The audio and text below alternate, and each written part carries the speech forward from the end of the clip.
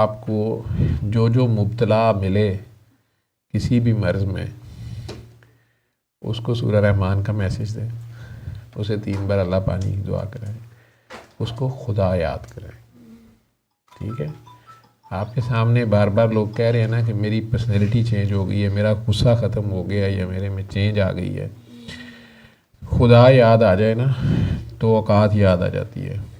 ٹھیک ہے؟ اوقات یاد آ جائے تو خدا کو کیا منہ جا کے دکھانا ہے، آخرت، قبر، سارا کچھ ہی یاد آ جاتا ہے.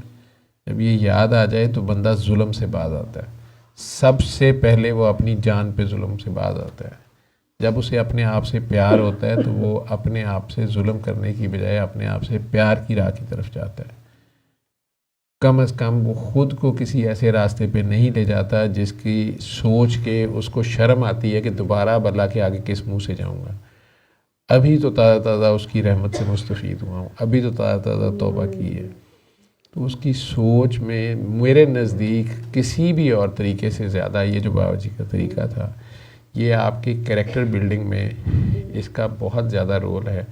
مین رول ہی یہ ہے. سرکار نے بھی اس معاشرے میں جو چینج لائے تھے ان سب لوگوں کو اللہ سے ملوایا تھا، انہیں اللہ یاد کرایا تھا، انہیں یہ بتایا تھا کہ یہ لات، منات، عزا یا چھو منتر والے بابے یا یہ جو بھی فارمولے تمہارے ہیں جن کے ساتھ تم عورتوں پہ بھی ظلم کر رہے ہو، مظلوموں پہ ظلم کر رہے ہو، غلاموں پہ ظلم کر رہے ہو، کسی آخرت کے خوف کے بغیر خود کو جو خدا سمجھنا شروع ہو گئے ہو، فرعون اور نمرود بن گئے ہو، تو اللہ یہ نہیں ہے اور نہ یہ لات، منات، عزا کے ساتھ اس کی کوئی رشتہ داری ہے.